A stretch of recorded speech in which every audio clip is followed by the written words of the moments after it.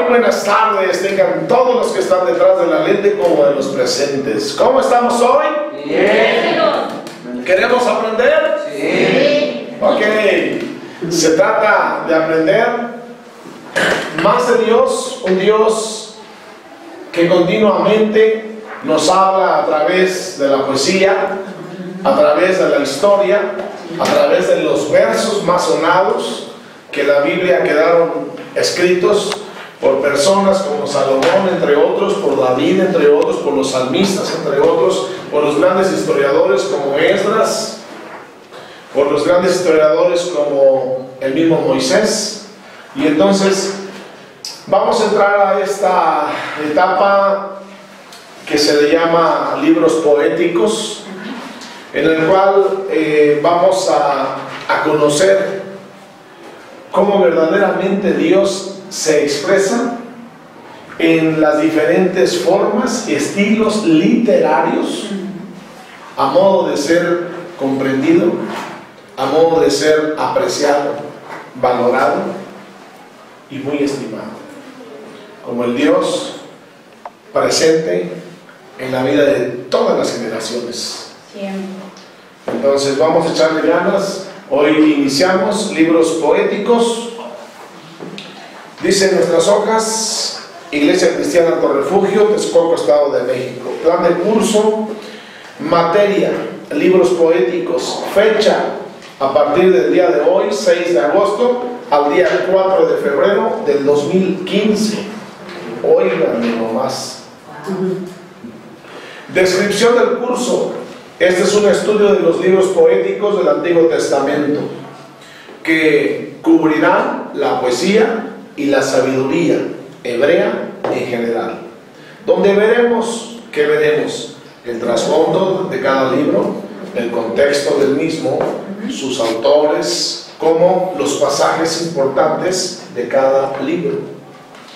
Al estudiar estos libros, lo más importante será descubrir cómo habla Dios, porque es muy cierto, esto lo enseñamos desde el primer momento, desde el libro de Génesis. Antes de enseñar el Pentateuco decíamos que son más o menos 40 autores, 45 autores que escribieron la Biblia, inspirados, dice por ahí en que primera Timoteo 1:21, que ninguna profecía ha sido traída sino por hombres santos, pero sí, por ahí, ¿no? Es así. Y entonces hombres inspirados pues por el Espíritu Santo hablaron, y entonces Dios permitió. Segunda de Pedro 1:21, exacto. ¿Cómo dice exactamente? Porque nunca la profecía fue traída por hombres sino por... Y entonces en lo que encuentra la hermana, podemos nosotros entonces ver, corroborar que cada uno de ellos se les fue permitido hablar, o mejor dicho, escribir.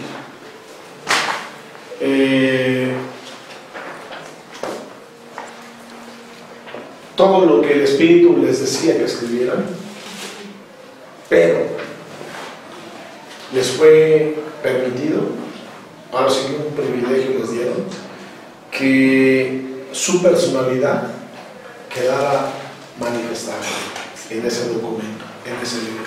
Entonces la personalidad de Juan, ahí se ve rápidamente. Sus cartas hablan de: oh amados míos, oh preciosos, hijitos amados.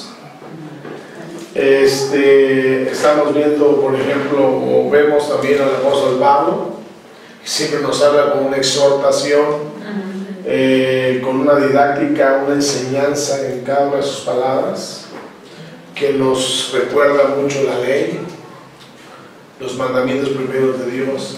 Vemos ahí a un David que habla con el corazón. Es decir, cada uno de ellos le fue respetada su personalidad, su carácter. Entonces eso es muy bueno, porque si no estarían entonces escribiendo robots En la misma línea todos. en la misma línea. Y si nos damos cuenta, son personajes 40-45 en el que no fue en el mismo tiempo.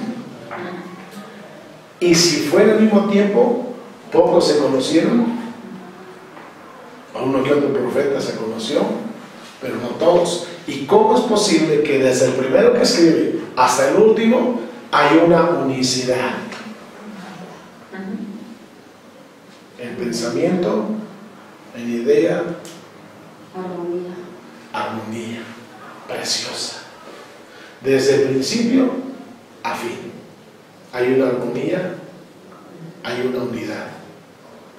Y es porque se trata de una obra del Espíritu Santo. Entonces aquí, por cierto, subrayando, dice, descubrir cómo habla Dios a través de estos autores y cómo mediante la oración que brota del corazón de los autores, como el de los Salmos, o mediante los sentimientos de amor expresados en el cantar de los cantares. Fíjense que este libro le hace chinas pelas a los religiosos.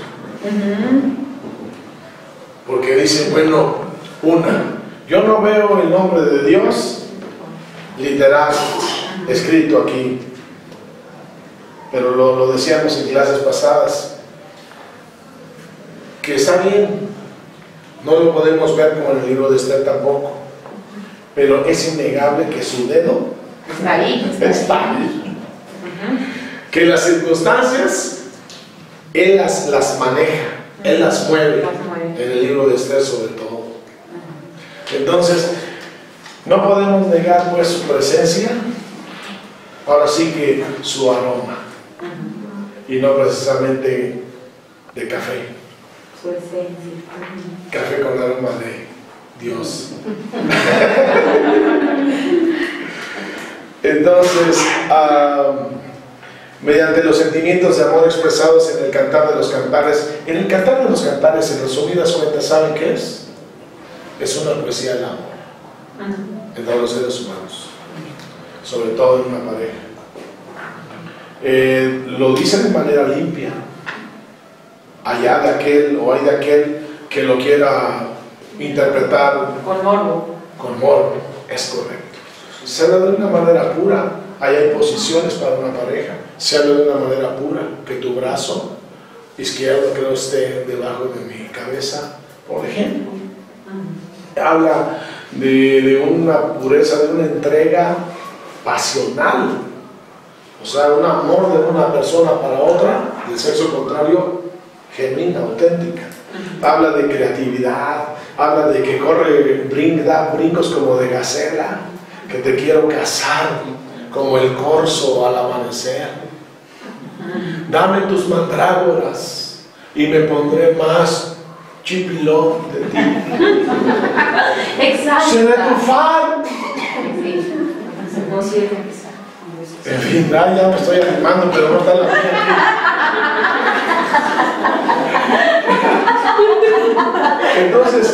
Entonces, Dios lo permitió. ¿Por qué? Porque el sexo, Él lo hizo. Exacto. Y el sexo es un don, es un regalo. Don es un regalo en griego para el humano.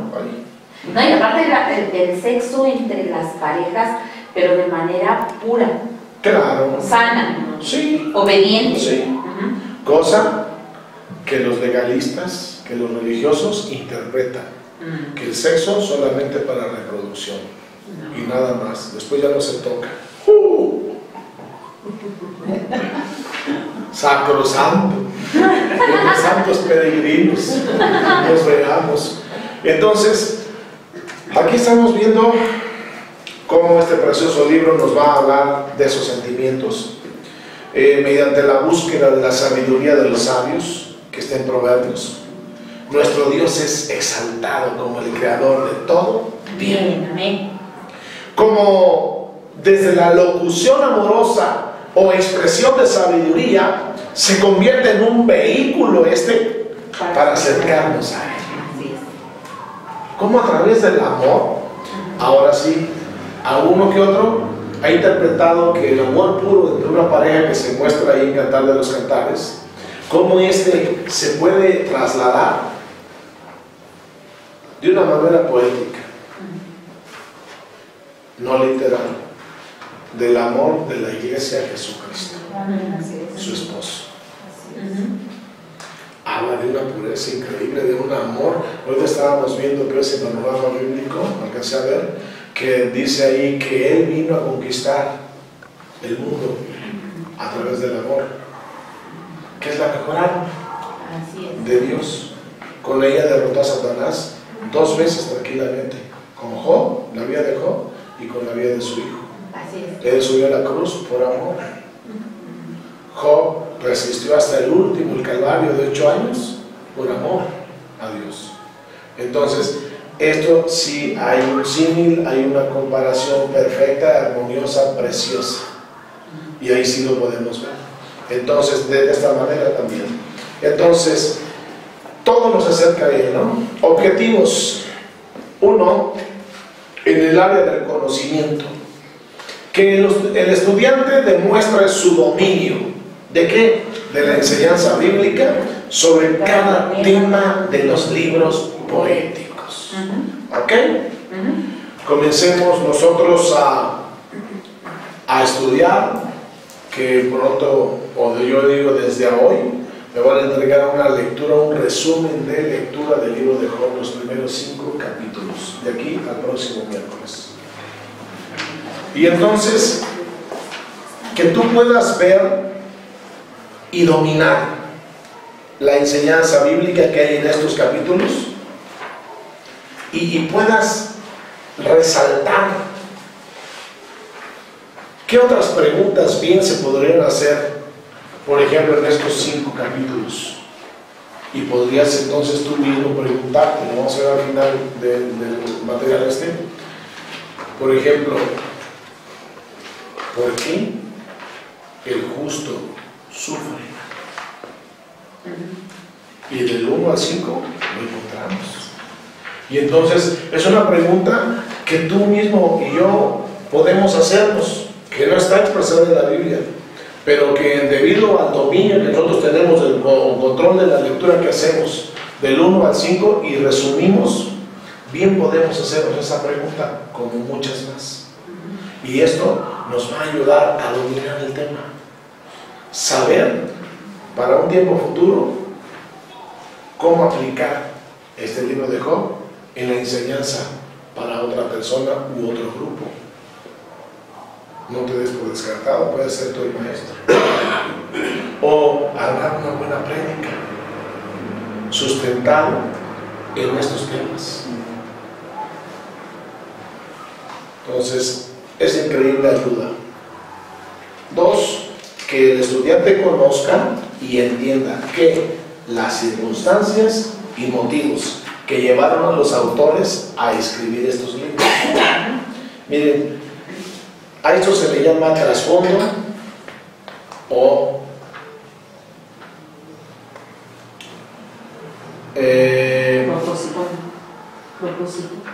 contexto histórico, en el que es bueno que nosotros conozcamos las circunstancias que rodeaban al personaje para poder hablar así. Decimos hoy en día, hablando por ejemplo del apóstol Pablo, cuando escribe en primera de Timoteo 2:15, del 3 al 15, va a hablar, va a señalarle con coraje el papel de la mujer. Y va a decir en el 15, en resumidas cuentas, el papel de la mujer, dice, la mujer será salva dando hijos.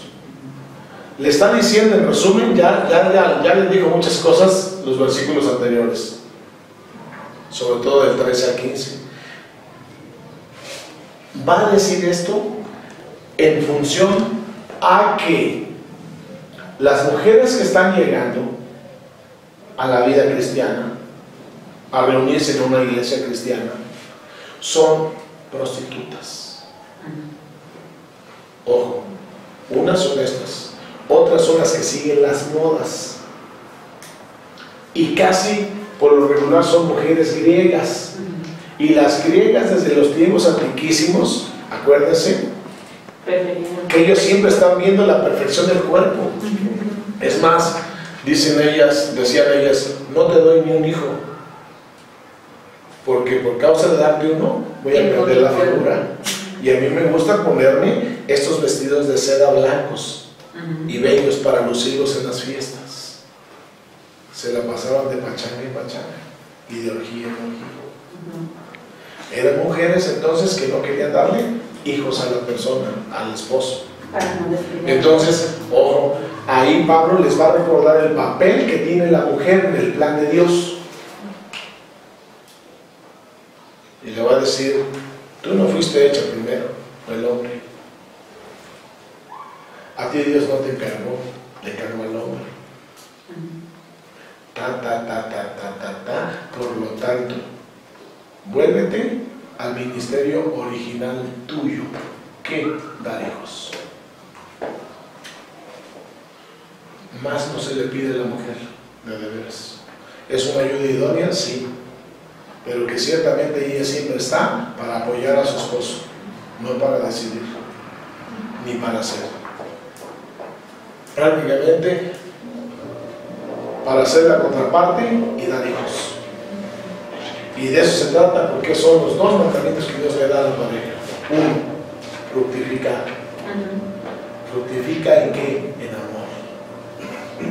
En la relación del uno con el otro. Dense el amor posible que esté en la pareja, porque nadie puede dar lo que no tiene, dice Jesús. El que tenga el amor, que lo dé, y lo dé hoy, no después de que ya se de muerto, ya quieren darle todo el amor y las finanzas. ¿Ya para qué? Los arreglos florales, unas coronotas, ¿para qué? Es, mientras se dice hoy, es hoy. Entonces esa es una, y la otra es multiplicados. O sea, en base a habernos amado en torrente noche, donde destiló la mirra, entonces yo me voy a multiplicar. ¿Verdad? O sea, una consecuencia de otra. Ahora sí que nacidos del fruto del amor,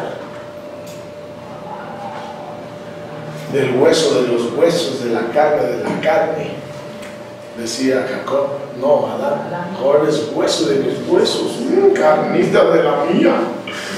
Venga, si por aquí un trocito de maciza.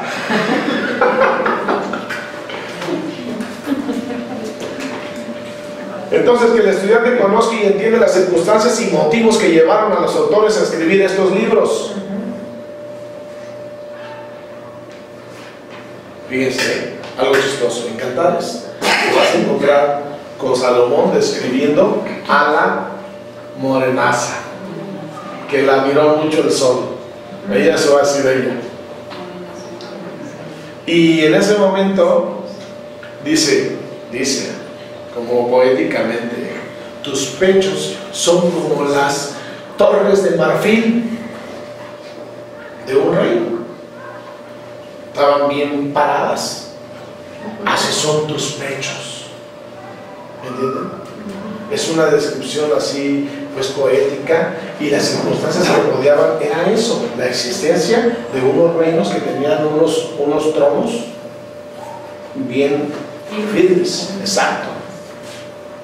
Y le va a escribir más cosas, pero con eso nos quedamos. Entonces, a lo que voy es que, de acuerdo a las circunstancias, cada uno de ellos habló. De lo que está viviendo, cada uno de ellos habló.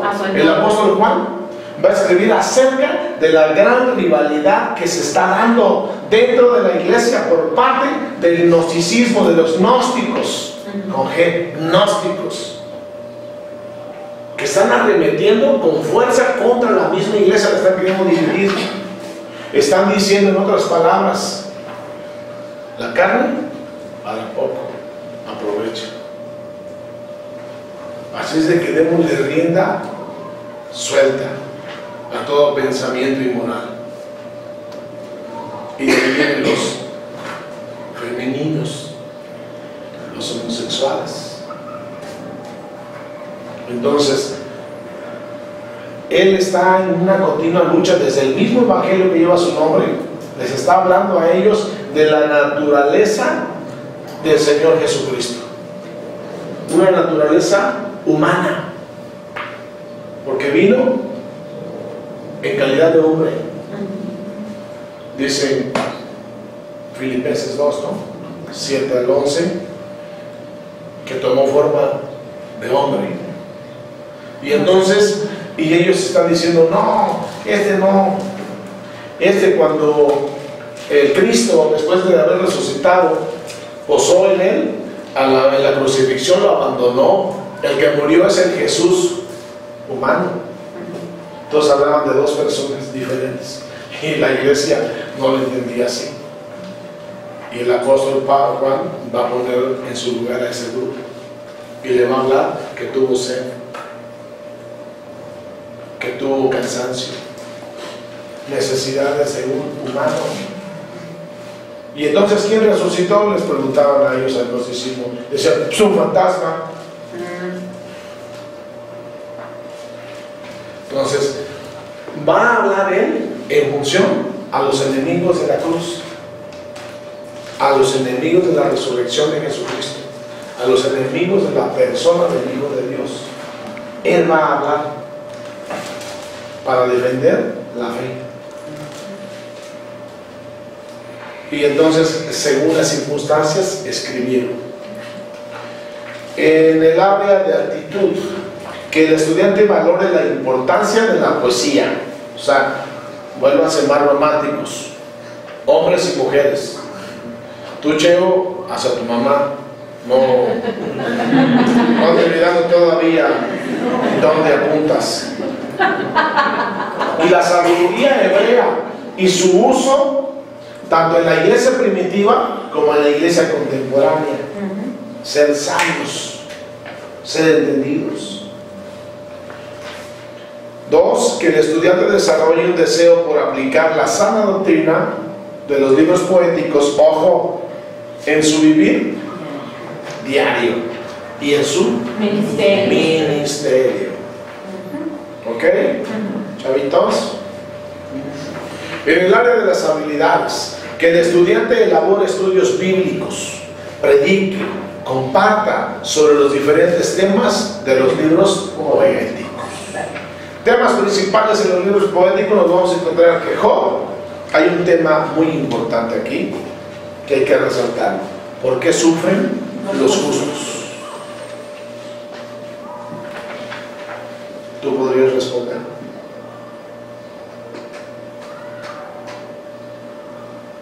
¿Por qué sufren los justos? No es el deseo de Dios que los justos sufran, simplemente que Él quiere ver de qué calidad, de qué calibre ellos mismos se den cuenta, porque el Señor sabe lo que hay en el corazón, sabe la fe de cada uno y sabe la fidelidad de cada uno. Pero el mismo creyente tiene que darse cuenta hasta dónde él es capaz de soportar por amor al Señor y que su fe esté firme a pesar de las circunstancias. Considero que los justos sufren por la injusticia del mundo y de la gente injusta para con ellos. El mismo Señor Jesucristo muestra la justicia y la injusticia del ser humano lo crucifica. Aparte, los justos van a ser atacados constantemente con pruebas que no vienen de Dios sino del enemigo. También. ¿Por qué? Porque a él los injustos no le interesan, ya los tienen. Pero sí los justos quiere hacerlos trastabillar, quiere hacerlos que duden, quiere hacerlos que titubeen. Entonces, por eso es que se dice que las pruebas no son para demostrarle a Dios nada, sino para demostrarle a uno mismo de qué está hecho. Como decía la hermana, hasta dónde llega, qué puede soportar, qué puede superar por amor. Ahora bien, si todo fuera color de rosa, No anhelaríamos que viniera el Señor, no anhelaríamos la esperanza, no rezaríamos la esperanza de estar un día con Él. ¿sabrá la vida? No. La vida sabe por sus bemoles de repente que nos vienen. Pequeños trastabilleos que nos dan, nos sacuden, Nos desubican. pero como dijo el apóstol Pablo, no nos destruyen. ¿Qué dice? derribados, mas No no destruidos. destruidos. Ojo, nos pueden mostrar, pero no destruir. Amén. Es diferente. Y si todas esas bombazos que ocurren, que se levantan contra nuestra vida, no nos hacen sino más fuertes. El temperamento se transforma, Sí, Carácter. el carácter. Y asimismo somos personas más sabias, que no incurrimos en falacias, sino en realidades. ¿Por qué? Porque las vemos desde nuestra propia óptica. ¿Qué me pasó a mí? Entonces nuestro consejo es basado en la experiencia. Y no hay nada mejor consejo que aquel que se habla de lo ya vivido. así es. Y cuando ese ha tenido sus bemoles, sus pequeños retrocesos, aunque uno no lo quiera. Pero que en el Señor tenemos que levantarnos. Si 7 veces el justo fuere caído, derribado, 7 veces se ha de levantar. Amén. Y más cuando se trata de mostrar lo que Dios es en cada uno. Amén. Él, cuantas veces a Él, esta es una de mis conclusiones, una de tantas, pero una de tantas, precisa es esta: a Dios le fascina probarnos todos los días. ¿Por qué? Porque cada vez que te prueba, Él quiere ver la demostración más pura de tu amor para Él. Se complace en la fidelidad de uno. Se complace en la fidelidad. A Él le fascina que nosotros aprobemos. Él está esperando siempre que nosotros, después de una, todavía decimos: quiero más todavía contigo. No he acabado. Como si es una lucha, pero prácticamente es en una búsqueda todavía mayor de su persona, de su obrar en nosotros. Y decimos: me desmayaste, pero todavía estoy de pie. Porque a veces decimos: fue Satanás, fueron las personas. También es Dios. También es Dios. Es chistoso esto, ¿no? Pero me han contado. Nos contaba Freud en un momento y decía: a mi papá, no sé qué placer tenía, pero íbamos de viaje, salíamos por aquí, a los alrededores, y hay jovencitos, dice, que están vendiendo chicles, niños, y les decía: oye, chamaco, ven, ¿cuánto vale tu caja de chicles? No, es que tanto. Te voy a dar eso si te avientas un trompo con mi hijo. Repetidos trompos hubo, y si casi todos me pegaron. Entonces me ganaron y yo decía: papá, ¿pero por qué? Mira, pobrecito, no me has hecho nada. Yo quiero que, o sea, él quería según formar un machín, un hombre bueno, patrón, curtido. Ciertamente así no es el Padre, de veras. Pero Él sabe bien también que esas son las cosas, no que te curten, sino que te fortalecen. Así es. Como que te entrenan y te hacen más fuerte. Solo que otro, Él permite. No es, Él no trae, no tienta a nadie, dijo y bien Santiago, sino más que nada Él permite. No permitió Rojo 8 años de Calvario. Oh, sí. Y después encontró lo más precioso. La recompensa. Y entonces Él recompensó, vació su casa 10 veces más. Amén. ¿Qué más? Salmos. Salmos, los himnos y las oraciones de Israel. Ahí encontramos Proverbios, consejos de los sabios. Eclesiastés, el pesimismo del hombre debajo del sol. ¿Qué hombre tan pesimista es, hermano? Es el hombre en general. Cantares, la maravilla del amor humano. Libros poéticos, de donde proviene la palabra poesía. ¿De dónde proviene la palabra poesía? Libros poéticos. ¿De dónde proviene la palabra poesía? Repetimos todos, es un género literario. Verso, son frases que riman, y lo contrario. Prosa, frases continuas Que no riman. La cultura hebrea estaba compuesta por papá y mamá. La sabiduría proviene de los ancianos. ¿Se acuerdan de Yetro? Sí. El consejo que le dio a Moisés. Sí. El papá es el encargado de impartirla. Es que la secretaria que yo tengo, llámese iPad y como sea, lo más moderno, no tiene acentos que van. O sea, yo sí me lo sé. Papá, en la segunda, ¡ah! Entonces, me hace exactamente leerla mal. Libros que los componen, está Job, Salmos, Proverbios, Eclesiastés y Cantar de los Cantares. Esos son los libros que vamos a ver. La literatura sapiencial. La Biblia contiene una clase de literatura que se distingue por su ocupación del tema de la sabiduría. En hebreo se llama Yodmah, con J. La literatura de la Biblia consiste en Proverbios, Job y Eclesiastés.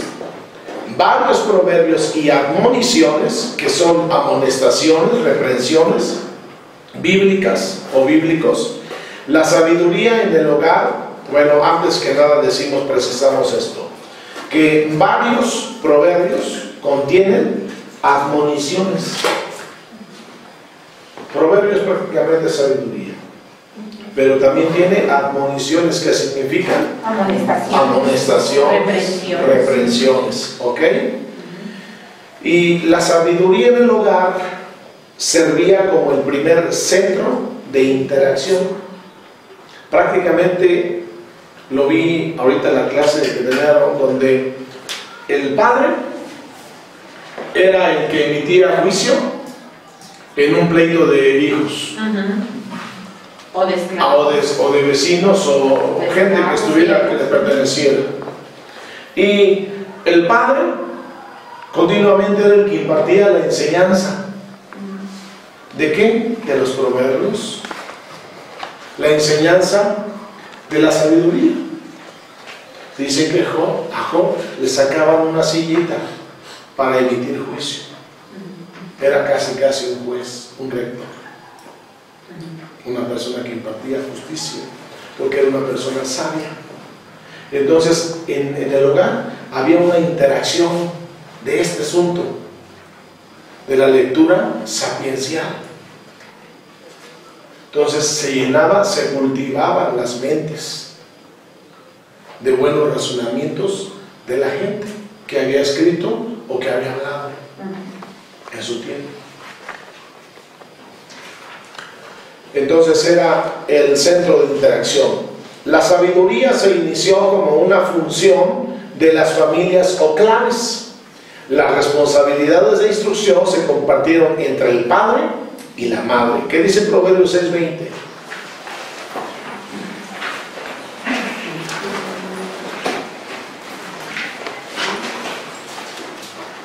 Proverbios 6:20.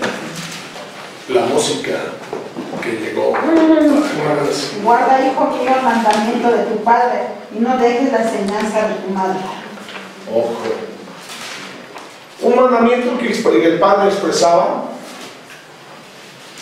no harás esto porque te vendrá como resultado esto desagradable.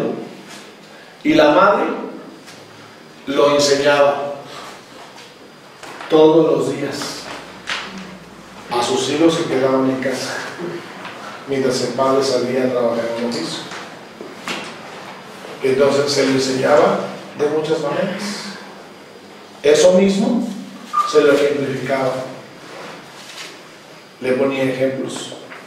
Eso mismo le decía: tú hazlo aquí de esta manera, cúmplelo aquí como hijo.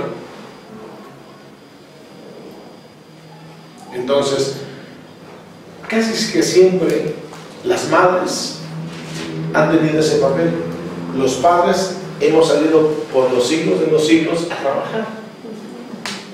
Dicen que en la cultura hebrea, judía, un hijo varón, dije varón, un hijo varón, a partir de los 3 años a los 6, se lo pegaban al padre, para que durante el camino hacia su trabajo, se encontraban, por ejemplo, con un cementerio, un panteón, y el niño preguntaba: ¿qué es eso, padre? ¿Por qué hay tantas cruces?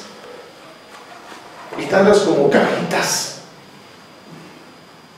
Bueno, ese es un lugar al que vamos a ir tú y yo cuando seamos grandes y tengamos que morir. Ahí van a dar todos los muertos que ya no están vivos. Y será nuestro lugar de descanso, pero con una fe como la nuestra, no quedaremos ahí, sino que seremos resucitados como nuestro Señor Jesucristo resucitó en el día de la resurrección.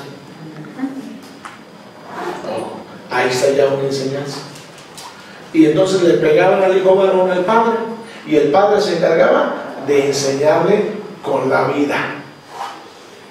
Son las más excelentes enseñanzas. Jesús, el preciosísimo maestro, está en la escena, y para decirle la importancia que tiene el hombre en el plan de Dios, mira las aves del cielo, las está mirando, y mientras está oyendo que ya se quieren cortar las venas, que porque no valen nada en esta vida, que han sido puestos a un lado del camino, que no sirven para nada, y él está mirando las aves del cielo. Entonces les va a aterrizar una de aquellas, que es el capítulo 7 de Mateo, donde dice: no te afanes, cada día tenga su propia afán, pero tú, dedícate a confiar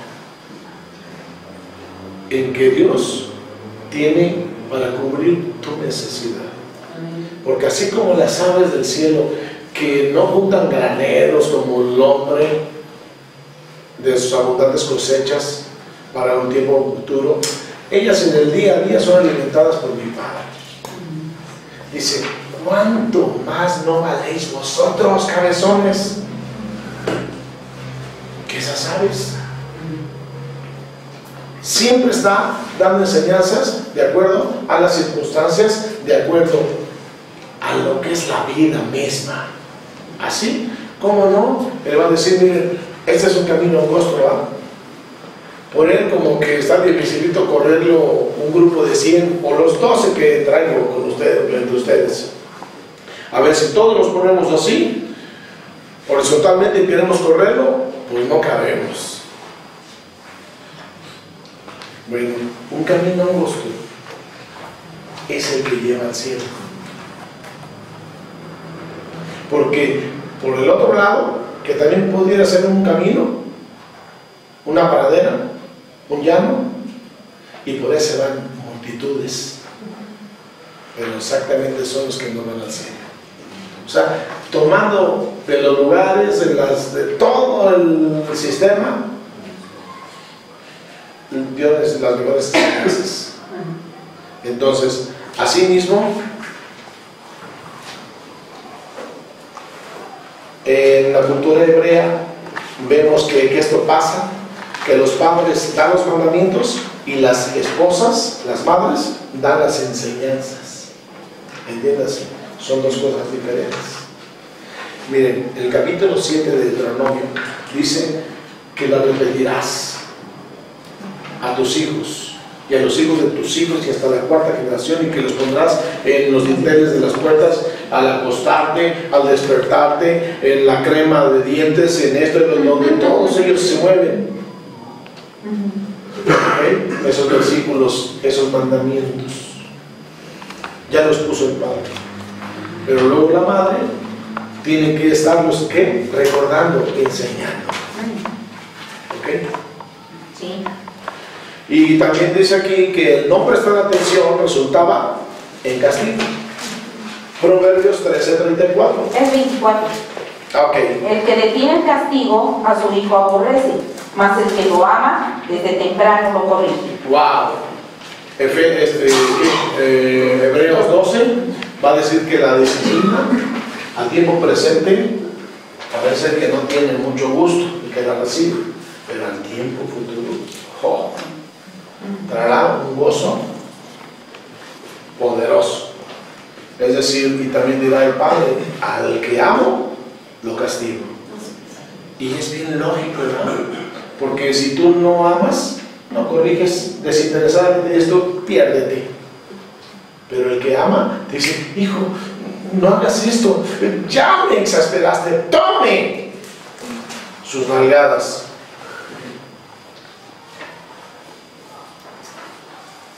A manera de detener.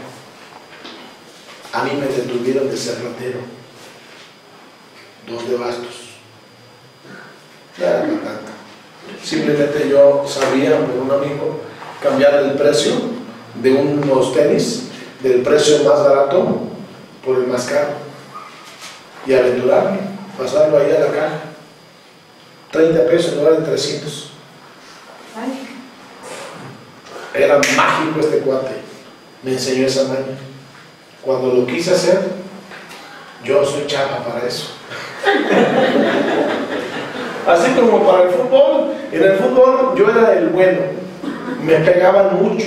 Cuando me quería desquitar, no estaba mirando al árbitro, a veces no me veía, y cuando le pegaba, no es cuando ya me veía y me expulsaba. Así mismo era con los precios, yo agarraba y le hacía así, me quedaba de 12, ¿no? Ya se lo cambiaba. Cuando voy pasando los bisteces, me habían dado 15 varitos para pagarlos. Y le cambié el precio porque ya saben que el kilaje, el kilo o el peso es diferente y los precios son diferentes, pues le puse de menos, una etiqueta de menos. Ahí voy que lo paso. Ok, a la cajera, sin chiste, ahí voy yo picudo. Siento la mano del poli aquí atrás y me hace el calzón chino. Y me lleva, a ver, chavo, y me lleva por allá a un rinconcito. ¿Qué hiciste? ¿Cómo que qué hice? Cambiaste el precio. ¿Cómo que cambié el precio? Estaba así como echando el ocho. Total, me llevó a la gerencia. Y entonces la mujer, una señora así con cara de policía, me dice, ¿y tu papá qué se dedica? Pues es policía industrial. ¡Ah! ¡No me hubieras dicho eso! Él agarrando rateros, descubriendo rateros, y tiene un hijo en casa. No la captaba, no la capté hasta que después vi Traffic. Y ese en Traffic, Michael Douglas la hace como del zar antidrogas. Él combate las drogas que los meten a Estados Unidos sin saber que su hija se da sus cracksazos. Y cuando ya se trataba de firmar un convenio, no lo firmó, mejor renunció y se fue a ver a su hija. Porque ¿con qué cara? Entonces así mismo me llevaron allá a la gerencia y me mandaron para traer el dinero completo, que ese correspondía tanto. Mandaron pesar y todo. Y ya voy llegando a la casa y me encuentro a mi hermano, que es como un padre para mí. Y que me dice, ¿qué onda, canijo? ¿Qué haces? Me le paré en el camino. Y le digo, ¿sabes qué? Pasó esto. Me dijo, ok, ¿cuánto te falta tanto? Está De regreso, pago, y yo dije, ya la libré. Regreso a la cantón y de volada me lleva un cuartito, a mi cuarto. Agarra una bota de mi papá, las que le daban mi policía, zorrájamela por la espalda varias veces, las pompas y demás. Todo eso me marcó. Esa disciplina la necesitaba, porque eso me apartó del camino de rata. Entonces es así que las madres entonces tienen que enseñar los mandamientos que el padre da, y que si no se atienden hay castigos. Algunos proverbios se entienden mejor como productos de la corte, como productos de la corte. ¿Qué tiempo llevamos? 45. Ok, como productos de la corte. Eso es interesante. Proverbios 16, 12 al 15. Abominaciones a los reyes hacer impiedad, porque con justicia será afirmado el trono. Los labios justos son el contentamiento de los reyes, y estos aman al que habla lo recto. La ira del rey es mensajero de muerte, mas el hombre sabio la evitará. En la alegría del rostro del rey está la vida, y su benevolencia es como nube de lluvia tardía. Muy bien. Todos estos asuntos de justicia se trataban, escúchalo bien, en los reinos, o sea, en las cortes, en los lugares de preeminencia donde había gente pensante, que hacía leyes, que emitía leyes y que actuaba conforme al poder de la justicia, ¿no? Y entonces, todos estos proverbios dicen que se entienden mejor como productos de la corte, donde están los príncipes, los que gobiernan, aparte del rey. Dice, por eso se sugiere que la sabiduría de Israel tiene su origen en la escuela de la corte, donde se instruía a los príncipes. Ustedes recordarán, ya vimos el libro Daniel. Daniel es uno de los príncipes. Daniel fue encontrado uno de los mejores por Nabucodonosor. Y Nabucodonosor, como todos los reyes de los reinos de los imperios poderosos, se llevaba siempre lo mejor, el 10% de lo mejor que había en un lugar. Gente que fuera sabia, entendida, que pudiera dar a conocer su lengua, que pudiera aprender la nueva lengua con todo lo que conlleva. Esa es cultura. Se llevaban a lo mejor, y los mejores comían en la casa del rey, en la mesa del rey. Entonces, aquí vemos que estos asuntos se trataban, casi siempre se enseñaban en las cortes, ¿verdad? Para instruir a los príncipes. Por lo que no es extraño llamar al maestro padre. Y hay suficientes modelos de tales escuelas en el Antiguo Oriente como Egipto y Mesopotamia. Entonces, el maestro casi siempre era visto como un padre. ¿Por qué? Hace tiempo, cuando tenía un grupo de amigos que me faltaban tanto que ya mejor me los convertí en enemigos, los hice pasar al otro lado. Ahí yo les enseñé acerca del rabino y sus discípulos. Hay un documental preciosísimo de la cultura hebrea exacto. Y se habla que un rabino de un grupo que lo seguía, de una escuela que él tenía, él también se escogía a los mejores. Y todavía los mejores los metía a un escrutinio todavía más grueso. Y si al final le resultaba 1, 2, se los tomaba y se los llevaba a su casa para vivir con él para siempre. Porque él quería reproducirse completamente en ellos. Sabía que eran capaces. Y entonces ellos ya no le llamaban maestro, le llamaban padre. Entonces así era también considerado el maestro padre. El hogar ha de ser un hogar de instrucción, especialmente de los jóvenes. Este tipo de instrucción utilizó dichos memorables por siglos de forma oral. Luego, en el establecimiento de escuelas, ¿cómo va creciendo? De forma oral se transmitían las instrucciones, ¿de acuerdo? Luego, en el establecimiento de escuelas en la corte, se coleccionaron los aforismos, los proverbios y dichos populares, juntamente con la sabiduría de otras culturas. ¿Ya ven cómo creció? Este proceso de colección se inició en el reino de Salomón y duró por siglos. Con el tiempo del destierro, se formó una escuela de escribas religiosos que preservó la sabiduría secular de la corte, porque era una expresión de la sabiduría de Dios, y la estimó como la Torá, es decir, la instrucción, una instrucción igual como la ley. ¿Han escuchado ese término? Sí. La Torá. La Torá dice que apareció en el tiempo del destierro, cuando fue llevada Judá a su cautiverio, a Babilonia, 70 años. Entonces por allá se estableció, se preservó la sabiduría secular, dice, de la corte, porque era una expresión de la sabiduría de Dios y la estimó como la Torá, es decir, una instrucción igual que la ley. ¿Y qué es la ley? Los primeros 5 libros. Entonces, Torá igual a los primeros 5 libros del Pentateuco.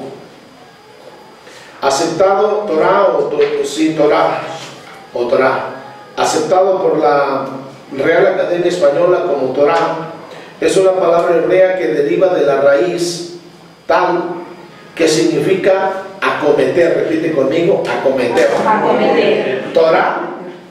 Torá. Significa Acometer.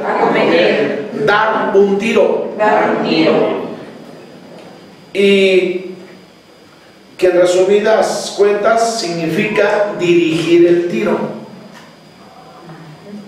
O sea, de ahí que el significado de Torá es la guía para dar en el blanco. ¿Cuál es el blanco, dijo Pablo, para nosotros? A partir del Nuevo Testamento para acá, Cristo. Que todos nuestros hijos, como nosotros mismos, demos en el blanco de Cristo. ¿Ok? Para que no nos perdamos. Y de ahí se ha entendido como enseñanza, como instrucción o como ley en el mundo occidental. A decir verdad, se dice Torá por un mandamiento, o en su sentido más amplio, para designar a la totalidad de la revelación y enseñanza divina al pueblo de Israel. Sin embargo, en un sentido intermedio, se refiere únicamente al texto de los 5 primeros libros de la Biblia, o Biblia hebrea, que para los cristianos se llama Pentateuco. En la bibliografía cristiana también se suele denominar la ley mosaica, ley de Moisés, o la ley escrita de Moisés. Los judíos lo llaman simplemente la ley. En esta escuela que dio a Job, Proverbios y Eclesiastés su forma canónica,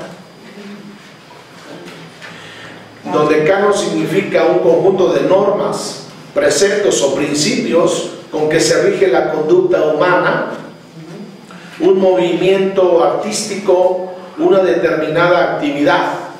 Por ejemplo, canon también significa vara de medir, y es aquella que estableció qué libros deben de entrar en la Biblia. ¿Qué libros son inspirados por el Espíritu Santo? Ahí está el canon. Establece la forma de medir, la forma como se tiene que medir todos los libros, porque resultaron ser que habían como 2500 por entrar a la Biblia, aparte de los que ya existían. Y hablo de los del Nuevo Testamento tan solo, porque ya el Antiguo Testamento se había escrito. cerca del año 100 después de Cristo. Y entonces, para cerrarla de una vez, para formarla, para establecer los libros que tenían que entrar en la Biblia, tenían que tener como canon que fueran inspirados por el Espíritu Santo. Y fueron dejados fuera casi todos. La Anunciación de María, el Evangelio de José y qué barbaridad. Y entonces, por eso se estableció el canon. Entonces, un canon significa entonces un conjunto de normas, preceptos o principios con que se rige la conducta humana. ¿Ok? Y el canon entonces canonizó el libro de Job, Proverbios y Eclesiastés. Eso es lo que quiere decir este apunte. La literatura sapiencial se encuentra en una cantidad de formas. El aforismo Marshall puede distinguirse entre el proverbio, punto número 1. ¿Qué significa proverbio? Es un aforismo popular basado en la experiencia y la observación. Por eso Salomón era cantero. Proverbios 11:24, ¿qué dice?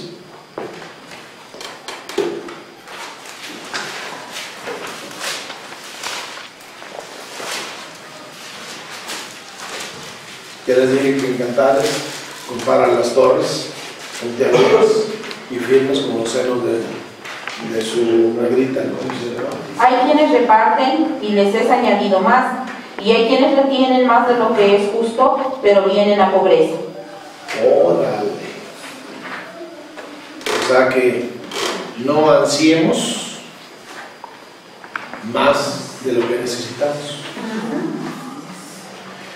El dicho sabio, ¿qué significaba? Es un dicho didáctico, es decir, tenía enseñanza, que infunde un valor o una lección. Proverbios 16:20. El entendido en la palabra hallará el bien, y el que confía en Jehová es bienaventurado. Es un estilo de vida. 3. El dicho numérico, que es un aforismo caracterizado por una forma numérica que consiste en un título y una lista. No es necesario que el sabio sea bien conocido por su pueblo. La sabiduría es el conocimiento o aplicación en la vida diaria. Prácticamente que sabiduría y conocimiento es para vivir mejor.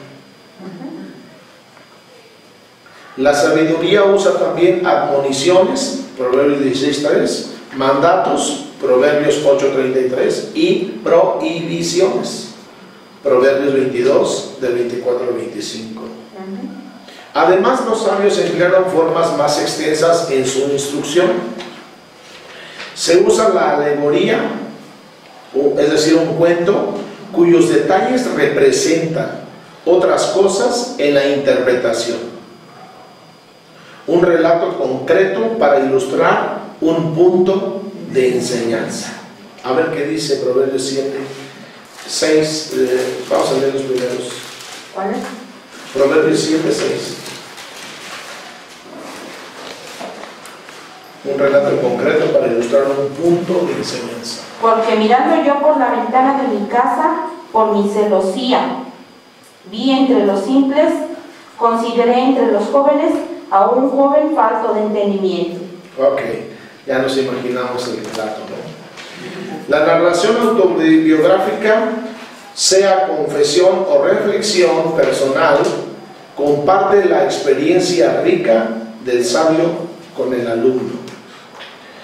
Los sabios, Eclesiastés 1:12 al 2:26. Los sabios aún utilizaron himnos para la sabiduría.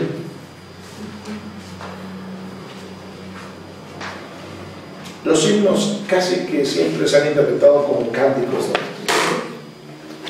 Se personificó la sabiduría y el himno alaba a esta personificación. Job 28.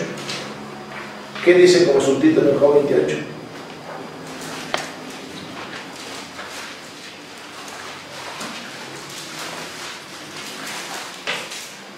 El hombre en busca de la sabiduría. Ahí Entonces está personificando ¿a quién? Al hombre.